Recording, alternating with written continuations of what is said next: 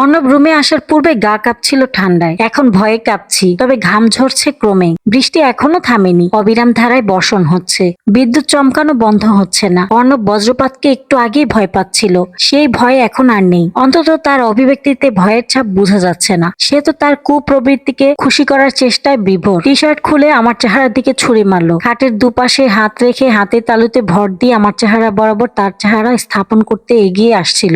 অবশেষে আমার কানে তার মুখ রেখে ফিসফিসিয়ে বলল, আজ এতটুকুই, আরো দুদিন বাকি আছে। বাকি দুদিনে সব খুলে বলবো। এতদিনে জমিয়ে রাখা আদর ভালোবাসাও তোকে উজাড় করে দিব। সব ভালোবাসার আদান প্রদান ও সব না বলা কথা শুনে তোর জীবন থেকে চিরদিনের জন্য চলে যাব। এখন বিছানা থেকে ওঠ, ছাদে যাব। বহুদিনের দুঃখ বিলাসকে বৃষ্টি বিলাসে বিলীন করে দিব। অর্ণবের কথাগুলো নির্বাক শ্রোতা হয়ে শ্রবণ করলাম। হ্যাঁ না কিছু বললাম না তাকে। মনটা বলে উঠল, অর্ণব পাহাড় সমান রাগ জমে রেখেছে মনে, যেই রাগের সবটুকু নিশির উপরেই প্রয়োগ করবে। অর্ণব বৃষ্টিতে ভিজতে চাচ্ছে, এমন সাহস তার হলো কেমনে? বজ্রপাতের ভয় কি সত্যি সত্যি বিলীন হলো তার? আমার এই মুহূর্তে বিছানা ছেড়ে উঠতে মন চাচ্ছে না। বজ্রপাত, অর্ণব ও ঝড় তিনটার ভয় আমাকে জড় পদার্থ বানিয়ে ফেলেছে। অর্ণব দাঁতে দাঁত চেপে থম মেরে দাঁড়িয়ে আছে। মনে হচ্ছে কত শত রাগ তার মনে। আমাকে কাঁচা চিবিয়ে খেলে সেই রাগ হয়তো দূর হতে পারে। বিছানা থেকে উঠছি না দেখে অর্ণব আমার হাতটা শক্ত করে ধরে টানতে লাগলো। এর ফলে আমার সম্ভব হলো না বিছানাতে শুয়ে থাকা। অর্ণবের পিছু পিছু যেতে হলো। সে ছাদে নিয়ে গেল। ঝড় নেই, তবে অঝোর ধারায় বৃষ্টি বর্ষণ হচ্ছে। বৃষ্টির ফোঁটাগুলো এক একটা বরফের দলার ন্যায়। গায়ে পড়তেই মৃদু আঘাতে পুরো শরীর শিরশির করে উঠছে। অর্ণব হাত ছাড়েনি এখনো। তার প্রতি আমার ভয়ও কাটেনি। নিরীহ প্রাণীর মতো তার পদতলে উপবিষ্ট আমি। এরকম মনে হচ্ছে নিজেকে, যখন তখন গিলে খেতে পারে আমাকে। এসব দুশ্চিন্তার অবসান হলেই বাঁচি। তার ভয়ে যতটা না কাবু, তার চেয়ে বেশি দুশ্চিন্তায়। অর্ণবের খালি গায়ের দিকে তাকানোর সাহস হচ্ছে না।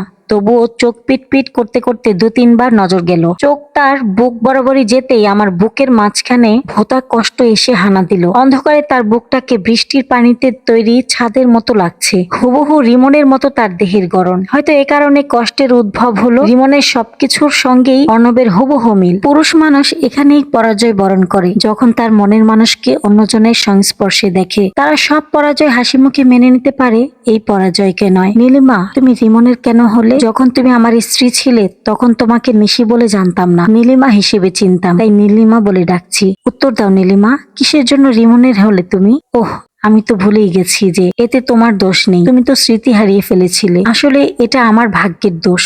তুমি আমার কপালে ছিলে না, তাই তো আমার স্ত্রী হয়েও অন্যজনের হয়ে গেলে। অর্ণব কথাটি বলেই উচ্চস্বরে কাঁদতে লাগলো। অবুঝ শিশুদের মতো করে কাঁদছে। তার কান্নায় আমার অন্তরাত্মাকে কাঁপিয়ে তুললো। হৃৎপিণ্ড লাফাচ্ছিল।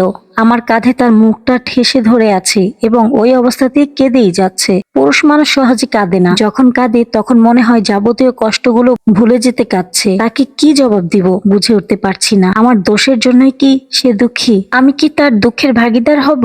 আমার তো কোনো দোষ নেই, এরপরেও তার দুঃখের ভাগিদার হতে রাজি। মানুষটার জন্য এই মুহূর্তে খুব মায়া লাগছে। একসময় এরকম মায়ার জন্ম হয়েছিল রিমনের জন্য। এমন মায়ার মোহেই জগতের প্রতিটা নারী জীবনের রঙিন মুহূর্তে জড়িয়ে পড়ার নেশায় সুখ স্বপ্ন বুনতে থাকে হৃদয়ে। আমি হয়তো দ্বিতীয়বারের মতো এমন সুখ স্বপ্নের জালে জড়িয়ে পড়তে যাচ্ছি। যদি ভাগ্যের নির্মমতা আমাকে পুনরায় গ্রাস না করে, তাহলে হয়তো অর্ণবের থেকে পাওয়া ভালোবাসায় সারা জীবন সুখে কাটিয়ে দিতে পারবো। ভাবতে না ভাবতেই অর্ণব আমার শরীর থেকে সরে গিয়ে ধাক্কা মেরে ফেলে দিল। লুটিয়ে পড়ে রইলাম ছাদের উপরে। ভরকে গেলাম। থমকে ওঠা চেহারায় অন্ধকারেই অর্ণবের অভিব্যক্তি বোঝার চেষ্টা করছিলাম। সে ক্রন্দনরত অবস্থায় বলতে লাগলো, বৃষ্টির মতো করে আমিও বর্ষণ করছি জলধারা। আকাশের কষ্ট যেমন কেউ বোঝে না, আমার কষ্টটাও কেউ বুঝবে না, তুমিও না। তোমার কাছে এসে ক্রমশ কষ্টকে আপন করে নিচ্ছি। আমি কষ্টকে আর মেনে নিতে পারছি না। দুটো দিন পার হলেই নিস্তার পাই। জানো কত ভালোবাসি তোমাকে। এতটাই ভালোবাসি যে শত কষ্ট সহ্য করেও